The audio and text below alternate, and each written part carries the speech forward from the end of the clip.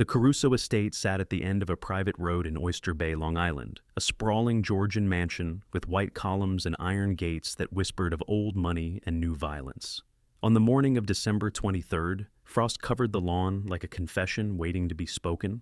Inside, the house smelled of pine needles and cinnamon, of imported chocolate and fresh bread baking in the kitchen, where Ruth Adeyemi had worked for 11 years. She was 54 years old, Nigerian by birth, American by circumstance, and invisible by design. That's what being a housekeeper meant in homes like this one.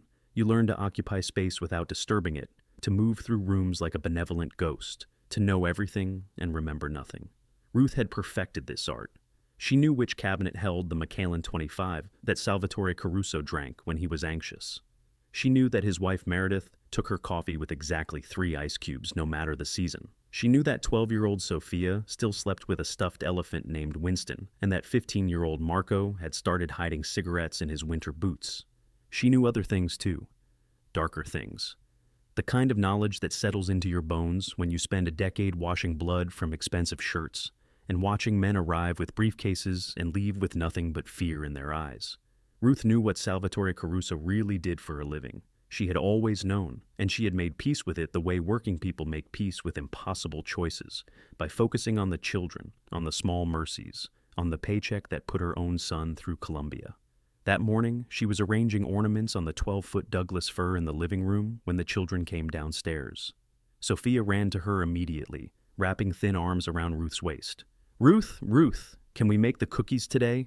The ones with the almond paste?" Ruth smiled, smoothing the girl's tangled hair. "After breakfast, little one. Your mother wants you dressed properly before noon. The Castellanos are coming for dinner." Marco lingered on the stairs, trying to look disinterested in a way that only teenagers can. But Ruth saw how his eyes moved to the kitchen, to her. He'd been quieter lately. Something was troubling him, though he hadn't found the words yet. Ruth understood. She'd raised her own boy through those silent years. "Marco," she called softly, "I made the espresso the way you like, extra crema." A flicker of gratitude crossed his face before the mask returned. "Thanks." Salvatore Caruso descended at precisely 8:30, as he did every morning. He was 57, silver-haired and handsome, in the way of men who have never doubted their place in the world. His suits were Brioni. His watch was Patek Philippe.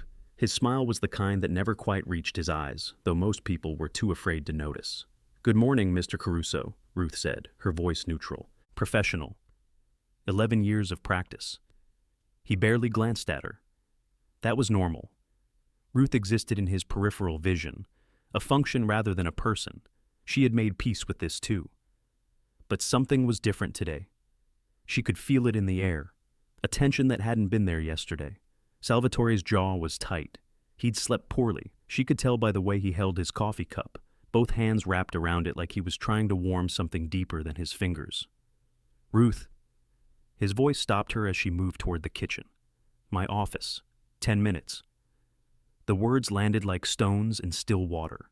In 11 years, Salvatore Caruso had summoned her to his office exactly twice. Once to tell her that her salary would increase after her 5th year, once to inform her that she would be caring for his dying mother in the East Wing, a duty she performed for 7 months until the old woman passed in her sleep, holding Ruth's hand. "Of course, Mr. Caruso." She continued to the kitchen, her heart steady but alert. Ruth had learned long ago that fear was a luxury she couldn't afford. Whatever was coming, she would face it the way she faced everything, with dignity, with grace, with the quiet strength of a woman who had survived far worse than wealthy men and their moods. The kitchen gleamed with marble countertops and copper pots hanging from an overhead rack. Maria, the cook, was already preparing the dinner menu, her hands moving through vegetables with practiced efficiency. She looked up when Ruth entered, and something passed between them, the unspoken communication of women who work in the same house, who see the same secrets, who protect each other in small ways that no one else notices. "He seems upset today," Maria murmured in Spanish. Ruth nodded. "I noticed. Be careful." The warning was unnecessary but appreciated. Ruth washed her hands, checked her reflection in the polished surface of the refrigerator, and walked toward the East Wing, where Salvatore's office waited like a held breath. The door was mahogany, heavy enough to muffle screams. Ruth had never heard any, but she understood why it had been chosen. She knocked twice. "Come in." The office smelled of leather and tobacco, of old books that had never been read, and new money that had never been clean. Salvatore sat behind his desk, and he was not alone. Two men stood near the window, Vincent, his younger brother and underboss, and a man Ruth didn't recognize, thin and nervous with the look of someone who delivered bad news professionally. "Sit down, Ruth." She sat. 11 years of perfect posture, of measured breathing, of pretending that her heart wasn't louder than her thoughts. Salvatore studied her for a long moment. Then he placed a photograph on the desk between them. Ruth looked at it, and the room seemed to tilt slightly, like a ship taking on water. It was her son, Daniel. Standing outside his law firm in Manhattan, briefcase in hand, coffee, cup in the other, a surveillance photo, taken recently judging by the coat he was wearing, the one she'd bought him for his birthday in November. "Do you know why I'm showing you this?" Salvatore's voice was soft, almost gentle. That was the most dangerous version of him. Ruth's throat tightened, but her voice remained steady. "No, Mr. Caruso. Because I need you to understand that I know things, Ruth. I know everything that happens in this house, and I know everything about the people who work for me, their families, their secrets." He leaned forward. "Their loyalties." The room waited. "There's been a breach," Salvatore continued. "Someone in this household has been talking to people they shouldn't be talking to. Federal people, investigators." He let the words hang. "I don't know who yet, but I will find out." Ruth met his gaze without flinching. "I have served this family faithfully for 11 years, Mr. Caruso. I have never spoken to anyone about your business. I have never spoken to anyone about anything." "I know." Salvatore nodded slowly. "That's why this is difficult. You've been adequate. The children are fond of you. But you understand, Ruth, that in my position, I can't afford uncertainty. I can't afford people who might know too much, who might be tempted to. I would never. Let me finish." The gentleness was gone. "It's Christmas Eve tomorrow. I'm going to give you a gift, Ruth. I'm going to let you leave, quietly, with severance, 6 months' salary. You'll tell the children you're retiring, family obligations, whatever story you prefer. But you'll be gone by tonight." The words didn't register at first. 11 years, dissolving like sugar in hot water. The children, Sophia and her cookies, Marco and his silent grief, the routines that had become her life, the rhythms that had given her purpose. "Mr. Caruso." Her voice was calm, impossibly calm. "I have done nothing wrong. This isn't about right and wrong." He leaned back, a king dismissing a subject. "This is about what I need to feel safe in my own home. You know too much, Ruth. You've always known too much. And right now, I can't afford the risk." She stood, because there was nothing else to do. Her legs felt distant, borrowed from someone else's body. "The children," she said.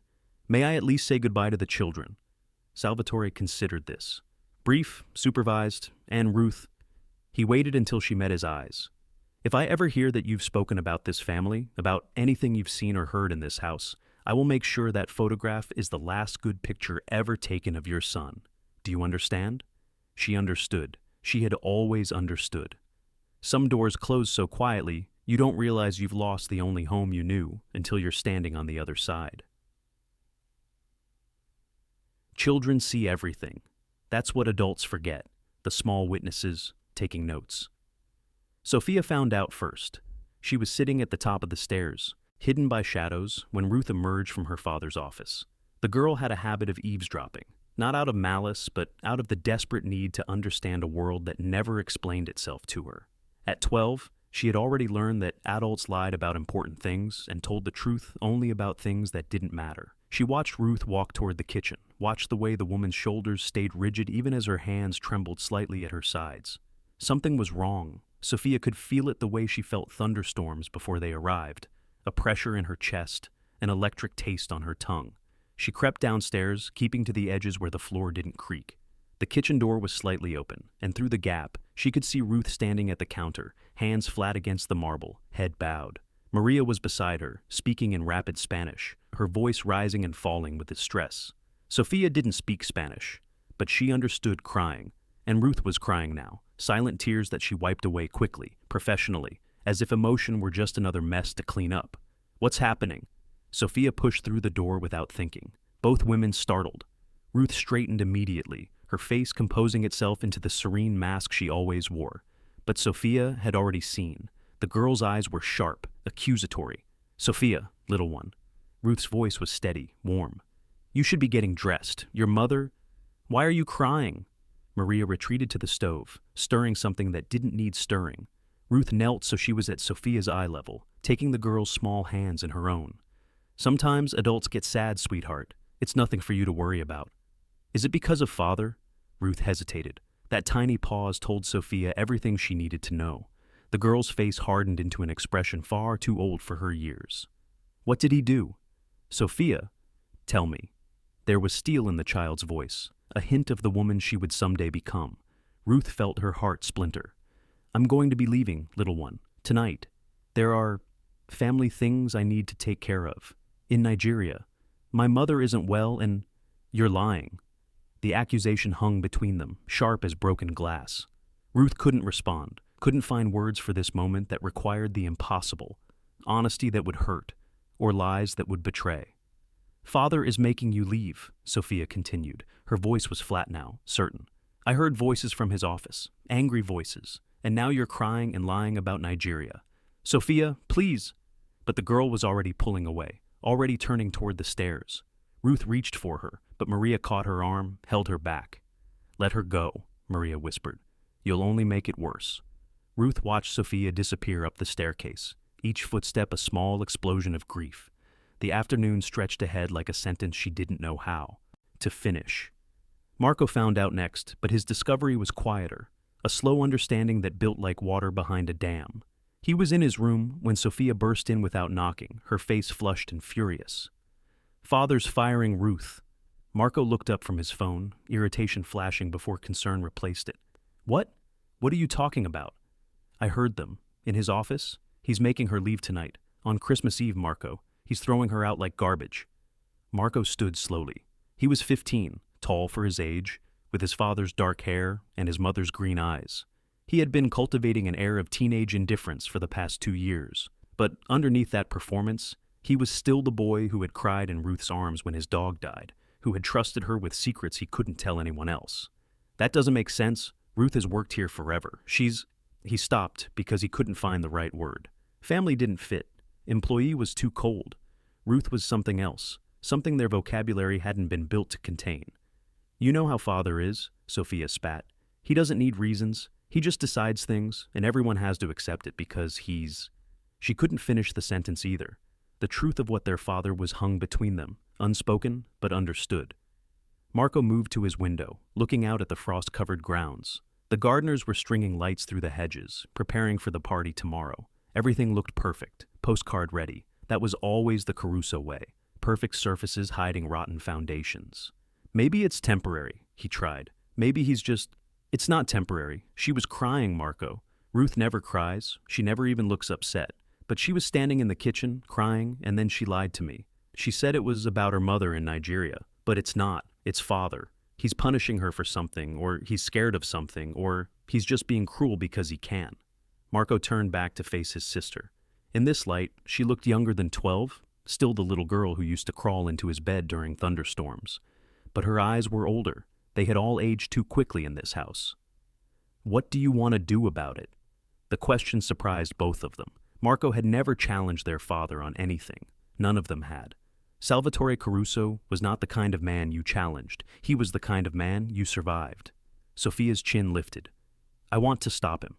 "Sophia, she's been here my whole life, Marco. She taught me how to read. She stayed with me when I had my appendix out and mother was in Aspen and father was wherever father goes. She's the only one in this house who actually—" Sophia's voice cracked. "She loves us, actually loves us. Not because she has to, not because of duty or obligation. She chooses to love us every single day, and father is going to throw her away like she's nothing." Marco felt something shift in his chest, a tectonic movement, the beginning of a fault line that would reshape everything. "Even if we wanted to stop him," he said slowly, "we can't. You know that. We're just kids. He doesn't listen to us. He doesn't listen to anyone." "Then we make him listen." Sophia's words were simple, but they contained something revolutionary. In 15 years, Marco had never imagined defying his father. The concept existed outside the realm of possibility, like imagining a different color that didn't exist. But hearing his sister speak with such certainty, such righteous fury, he realized that impossible things happened all the time. Wars ended, Walls fell. Kings were overthrown. Maybe fathers could be challenged too. Meredith Caruso discovered the situation in the late afternoon, returning from her weekly hair appointment with perfectly sculpted blonde waves and fingernails the color of dried blood. She found her children whispering in the conservatory, their conversation dying the moment she entered. "What's going on?" Marco and Sophia exchanged glances. Their mother occupied a strange space in their lives, physically present but emotionally distant, decorative rather than functional. She had married their father at 22, a former model who had traded beauty for security without understanding the true cost of the bargain. Now, at 45, she moved through the house like a ghost, dulling her awareness with white wine and prescription medications. "Father is firing Ruth," Sophia said bluntly. Meredith blinked, processing the information with visible difficulty. "Ruth? Our Ruth? Tonight, on Christmas Eve." Something flickered across Meredith's face, a shadow of the woman she might have been in a different life. She sank onto the nearest settee, her designer handbag sliding forgotten to the floor. "I see. Did you know?" Marco demanded. "Did you know he was going to do this?" "No, I didn't know." Meredith's voice was distant, detached. "But I'm not surprised. Your father has been paranoid lately. Something happened at work. He won't tell me what, but I can tell. He's afraid of something. So he takes it out on Ruth?" Sophia's voice shook with outrage. "That's his solution? Punishing someone who's been nothing but loyal for 11 years? Meredith looked at her daughter with something approaching recognition. "That's how your father handles fear, darling. He removes anything that makes him feel vulnerable. People, problems. It's all the same to him. And you just accept it?" The question landed like a slap. Meredith flinched, then composed herself with practiced grace. "I accept many things, Sophia. That's what survival looks like in this family." Marco stepped forward. "Not anymore." His mother looked at him, really looked at him, perhaps for the first time in years. She saw something in his face that made her breath catch. Determination, defiance, the beginning of the man he would become. "What are you planning to do?" "Whatever it takes," Marco said. "Ruth isn't leaving, not like this, not on Christmas Eve, not ever, if we can help it." Meredith was quiet for a long moment. Then, surprising everyone including herself, she nodded. "Your father will be in his office until dinner. The Castellanos are arriving at 7. If you're going to do something, it needs to happen before then. Once he has an audience, he'll never back down." She stood, gathering her handbag with the fluid motion of a woman who had learned to move beautifully, even when her heart was breaking. "I won't help you," she said quietly. "I can't. But I won't stop you either. Whatever you're planning." She looked at her children, at these strange, brave creatures she had somehow made despite everything. "Be careful." And then she was gone, leaving Marco and Sophia alone with the weight of what came next. Sometimes courage is inherited. Sometimes it skips a generation and waits for hands small enough to hold it without fear. There are moments when children become something else, not adults, but forces of nature, unstoppable and pure. Ruth was packing when the knock came. She had been given one of the guest rooms in the East Wing to gather her things, a small mercy that felt more like quarantine. 11 years of her life fit into 2 suitcases and a cardboard box. A ceramic angel Sophia had made her in 2nd grade. A photograph of her and the children at the beach, the summer Marco turned 10. A worn Bible with passages underlined in blue ink. The detritus of a life lived in service to people who had never learned to see her. The knock was soft, hesitant. Ruth wiped her eyes and opened the door to find both children standing there, their faces set with an expression she'd never seen before. "We need to talk to you," Marco said. Ruth stepped aside, letting them enter. The room felt smaller with all 3 of them in it, weighted with unspoken things. "I know what you're going to say," Ruth began, "and I want you both to understand." "We're going to stop this," Sophia interrupted. "We have a plan." Ruth sank onto the edge of the bed. "Children, no. You don't understand what you're dealing with. Your father isn't someone who changes his mind. He isn't someone who... He's our father," Marco said. "That's exactly why this might work." He laid out the plan with a clarity that surprised Ruth. They would confront their father together as a united front. Not with anger. Anger would only make him defensive, but with consequences. Real consequences that even Salvatore Caruso couldn't ignore. "We tell him we won't go to the party tomorrow," Sophia said. "No Christmas celebration, no family photos for the Castellanos and everyone else to see. Just us, refusing to pretend everything is fine." Ruth shook her head. "He won't care. Your father has never... He cares about appearances," Marco cut in. More than anything else. The Castellanos are important to him. Some kind of business alliance. If we make a scene, if we refuse to participate, it embarrasses him. And Father can't stand being embarrassed. It was true. Ruth had seen Salvatore Caruso destroy men for smaller slights than public humiliation. But she had also seen the limits of his power, the places where even his control frayed at the edges. There's more, Sophia said quietly. She reached into her pocket and pulled out a small USB drive. I took this from Father's office, last month. I didn't know what it was at the time. I wanted to see what was so important, what kept him in there all those hours. Ruth stared at the drive. Sophia, what is this?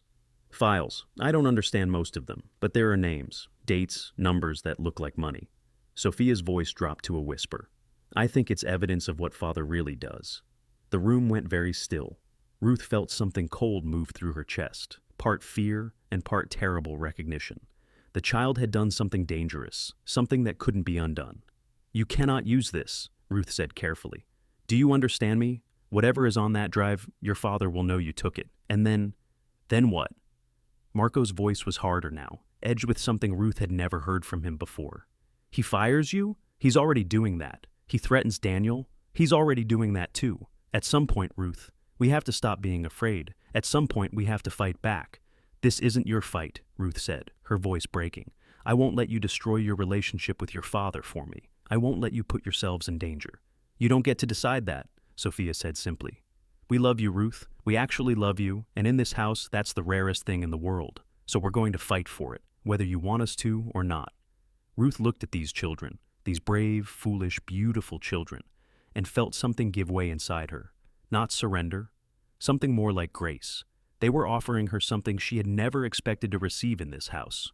Proof that her presence had mattered, that her love had taken root. If we do this, she said slowly, we do it my way. No USB drive, no threats about evidence or exposure. Your father would see that as an attack, and he would respond accordingly. But you're right about one thing. He cares about appearances. He cares about legacy. And most of all, he cares about what kind of men his children become. Marco leaned forward. What are you suggesting? Ruth stood, smoothing her skirt with steady hands. We appeal to the man he wants to be, the man he shows the world at Christmas parties and charity galas. We give him a chance to choose mercy, publicly, in front of his family and his business associates. We make refusing us harder than accepting us. Sophia frowned. But what if he says no anyway? Ruth met her eyes with something fierce and calm. Then we walk out. Together, all of us. And we let everyone see what kind of man Salvatore Caruso really is. The confrontation happened at 6:30, in the golden hour before the guests arrived. The living room had been transformed for the holiday. Candles flickering in crystal holders, garlands draped over every mantel, the tree glittering with 1,000 lights. It looked like the cover of a magazine, beautiful and hollow. Salvatore was adjusting his cufflinks when his children entered, followed by Ruth. He froze mid-motion, his eyes darting between them with the quick calculation of a man who assessed threats for a living. What is this? We need to talk to you, Father. Marco's voice was steady, though Ruth could see his hands trembling slightly at his sides. About Ruth. There's nothing to discuss. I made my decision. We know. Sophia stepped forward, her chin high. And we're asking you to unmake it. Salvatore's jaw tightened. This isn't your concern, either of you. Go get dressed for the party. No. The word hung in the air like smoke from a fired gun. Neither child moved.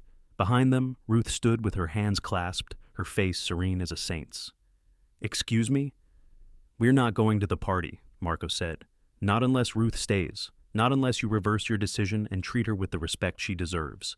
Salvatore's face darkened. He was not accustomed to defiance, especially not from his own blood. You don't understand what you're doing. There are reasons. We don't care about your reasons, Sophia cut in. We care about Ruth. She's been part of this family for 11 years. She's cared for us, protected us, loved us when... She stopped herself, but the implication was clear. When you didn't. When you couldn't. When you were too busy being a monster to be a father. Watch yourself, young lady.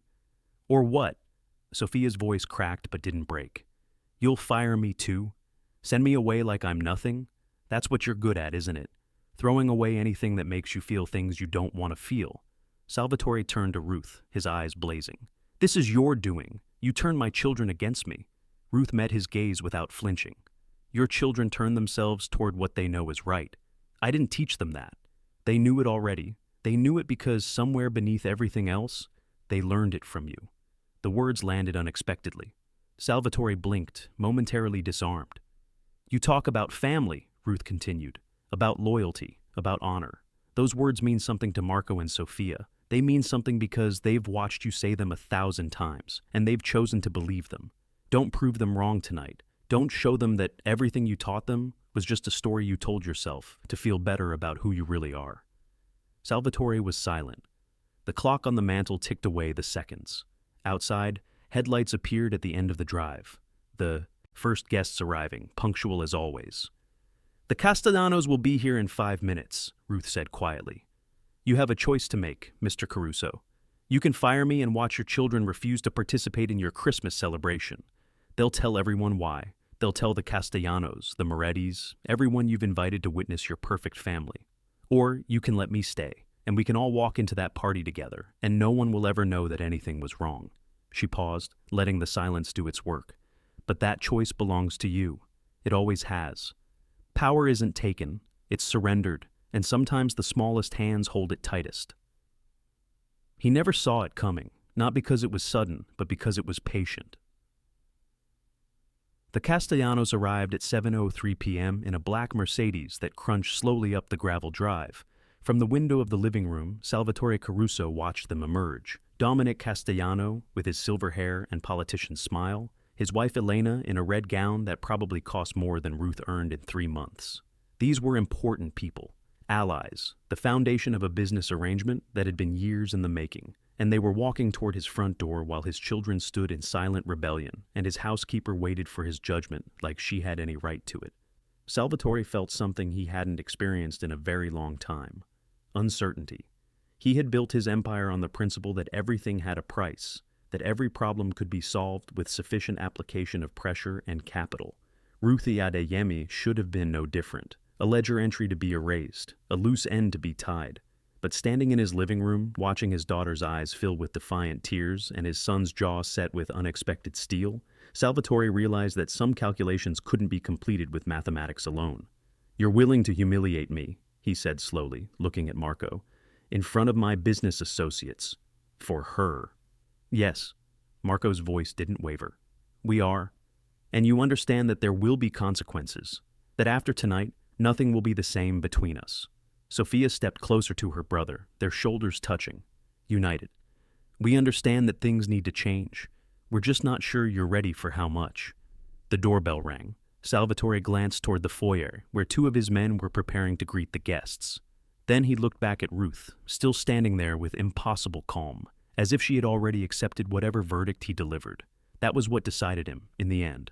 Not the children's threats, not fear of embarrassment, but Ruth's face, the quiet dignity of a woman who had spent 11 years being invisible and had never once complained about it, who had loved his children better than he had kept his secrets safer than anyone, had moved through his house like a prayer he hadn't known he was making. I was, he realized with something approaching wonder, exactly what she had always appeared to be: good. Simply, stubbornly, inconveniently good. And he was about to throw her away because goodness made him uncomfortable. "Vincent," he called out. His brother appeared from the hallway. "Yeah? Tell the staff that Ruth will be staying. The matter we discussed earlier is resolved." Vincent's eyebrows rose, but he knew better than to question. "Got it. And have someone bring champagne to the living room. The good champagne. We're celebrating." After Vincent left, Salvatore turned back to his children. They were staring at him with identical expressions of disbelief. "Don't look so surprised," he said gruffly. "I'm not a complete monster." "Father," Sophia began. "Save it." He held up a hand. "We'll discuss this later, all of it. The way you spoke to me, the threats, all of it. But not tonight. Tonight we have guests and we will behave like a family, all of us." He looked at Ruth then, really looked at her, perhaps for the first time since she'd started working in his house. "You've raised good children," he said quietly. "I don't know when that happened. I don't know how. But they're good, and that's because of you. And I should have." He stopped, struggling with words that didn't come naturally. "You'll stay, for as long as you want, and we will never speak of this evening again." Ruth inclined her head slightly. "Thank you, Mr. Caruso." Don't thank me, thank them." He gestured at Marco and Sophia. "I don't know what kind of revolution they are planning, but apparently it starts with the household staff." For a moment, just a moment, something almost like humor flickered across his face. Then the doorbell rang again, and Salvatore Caruso transformed back into the man the world expected him to be. Polished, powerful, utterly in control. "Get dressed," he told his children. "All of you. The Castellanos hate waiting."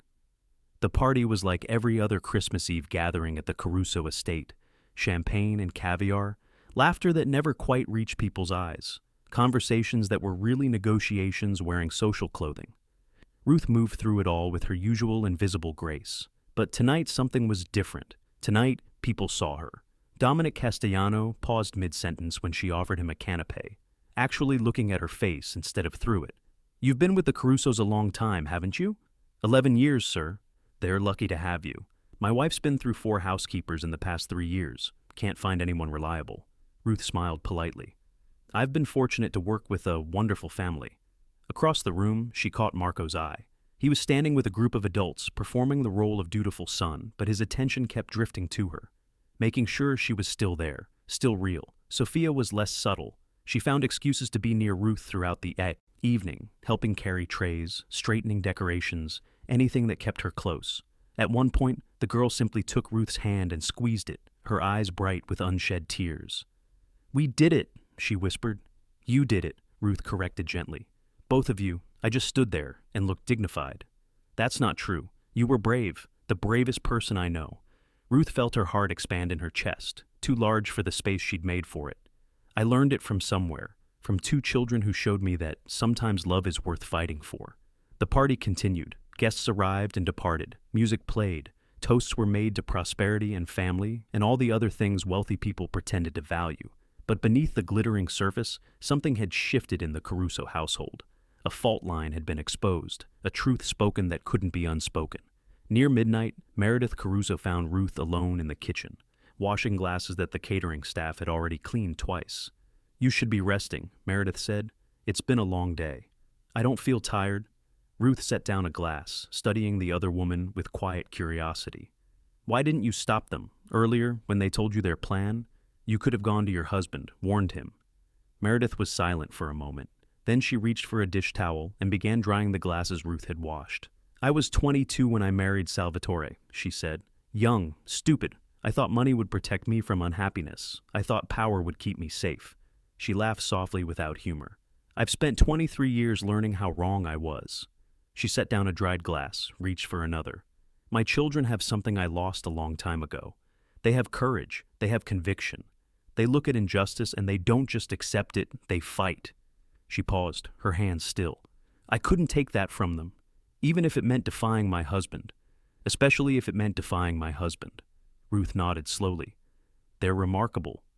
"They're your children too," Meredith said quietly. "In all the ways that matter, in all the ways I failed."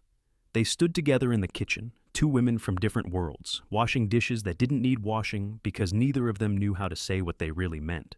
But sometimes presence is enough. Sometimes showing up is its own kind of language. Not all revolutions begin with speeches. Some start with children who refuse to abandon someone they love. By dawn, the city forgot, but she didn't. That's how survival sounds. Quiet. Christmas morning arrived soft and gray, snow beginning to fall just as the first light touched the windows of the Caruso estate. Ruth woke early, as she always did, but she stayed in bed for an extra few minutes, watching the flakes drift past her window like tiny pieces of grace. She was still here. After everything, the threats, the photograph, the terrible hour in Salvatore's office, she was still here. The thought kept circling through her mind, not quite believable yet. She rose, dressed, and made her way to the kitchen. Maria was already there, preparing the Christmas breakfast that had become tradition over the years. Buttermilk pancakes with real maple syrup, fresh fruit, bacon from the farm upstate, eggs scrambled with cream and chives. The kitchen smelled like every good memory Ruth had ever made in this house. "Merry Christmas," Maria said, handing her a cup of coffee. "Merry Christmas." They worked together in comfortable silence, moving around each other with the ease of long familiarity. Outside, the snow was falling harder now, blanketing the world in white. Sophia appeared first, still in her pajamas, her hair wild from sleep. She ran straight to Ruth and wrapped her arms around her waist, holding tight. "You're here," Sophia said into Ruth's stomach. "I'm here. You'll stay?" "I'll stay." Marco came down next, trying to maintain his teenage composure, but failing utterly when he saw Ruth at the stove. He crossed the kitchen in 3 strides and hugged her, awkwardly, briefly, but with a ferocity that said everything his words couldn't. "Thank you," he murmured. "Thank you," Ruth replied. "Both of you. I'll never forget what you did." "We didn't do anything special. You stood up." Ruth pulled back to look at him, at both of them. "When it would have been easier to look away, you stood up. That's the most special thing anyone can do." Salvatore appeared at 9, impeccable as always in a cashmere sweater and pressed trousers. He paused at the kitchen doorway, taking in the scene, Ruth at the stove, his children nearby, the smell of breakfast filling the air. "Merry Christmas, Mr. Caruso," Ruth said. "Merry Christmas." He sat at the kitchen island, accepting the coffee his daughter poured for him. For a long moment, he simply watched the domestic tableau unfolding around him, the family he had built and nearly destroyed, held together by a woman he had tried to throw away. "Ruth," he said finally, "after breakfast I'd like you to join us for presents." Both children looked up sharply. In all the years Ruth had worked here, she had never been invited to participate in family Christmas. She prepared the meals, cleaned up afterward, and retreated to her room while the Carusos opened their gifts in private. "That's not necessary, Mr. Caruso." "I know it's not necessary. I'm inviting you anyway." Ruth searched his face for mockery, for the cruelty she had always sensed beneath his polished surface. She found something else instead, an awkward, fumbling attempt at kindness from a man who had forgotten how. "I would be honored," she said. The living room looked different in daylight. The tree still glittered, but softer now, its lights gentle rather than gaudy. Presents spilled from beneath its branches in the colorful chaos. Ruth sat on the edge of an armchair, feeling out of place in a way she hadn't felt in years. But Sophia sat on the floor at her feet, and Marco took the chair beside her, and slowly the strangeness faded into something almost like belonging. Meredith distributed the presents, a task she performed with unusual care. When she placed a small package in Ruth's hands, their eyes met. "I didn't know," Meredith said quietly, "until yesterday, when Salvatore told me what he'd decided. But I wanted you to have something." Ruth unwrapped the gift with trembling fingers. Inside was a silver picture frame, delicate and beautiful, containing a photograph she had never seen. Ruth with Marco and Sophia at the beach, the summer Marco turned 10. They were all laughing at something outside the frame, their joy uncomplicated and pure. "I took that picture," Meredith said. "I forgot I had it until last night, but looking at it, I thought you should know that you were always more than just help to us, even when we didn't act like it." Ruth couldn't speak. The tears came freely now, and she didn't bother hiding them. The morning continued. Presents were opened, electronics for Marco, art supplies for Sophia, jewelry for Meredith, rare whiskey for Salvatore. But the real gift had already been given. It hung in the air between all of them, fragile as spun glass. A second chance, a family remaking itself one awkward gesture at a time. That evening, after the ham had been carved and the table cleared and the children had retreated to their rooms, Ruth stood alone on the back patio, watching the snow fall on the manicured gardens. The cold was sharp but clean, the kind that made you feel more alive rather than less. She heard the door open behind her but didn't turn. "You should come inside," Salvatore said. "You'll catch cold." "In a minute." He stood beside her, hands in his pockets, breath misting in the frigid air. For a long moment, neither of them spoke. "I want you to know," he said finally, "that what happened yesterday, the way I handled it, I'm not going to apologize. That's not who I am.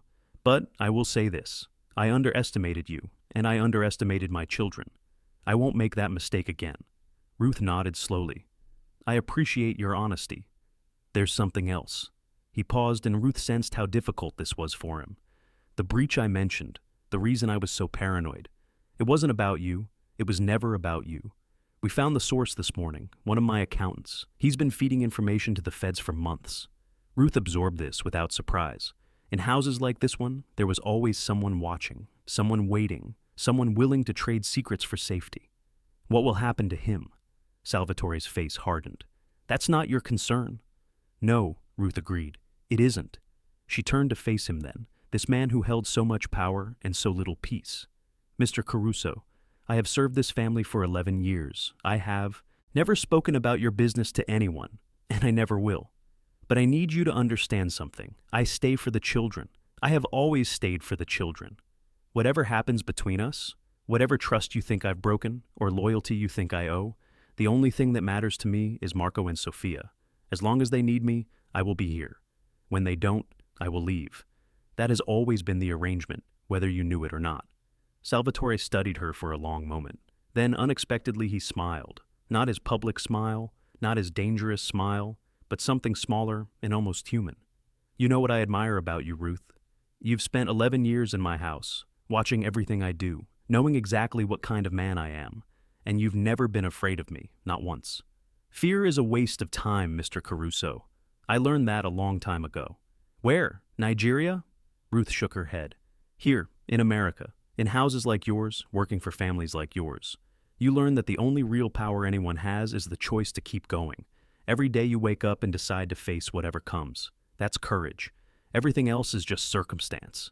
The snow continued to fall, soft and relentless. Somewhere in the house, Sophia laughed at something, the sound carrying through the cold night air like a promise.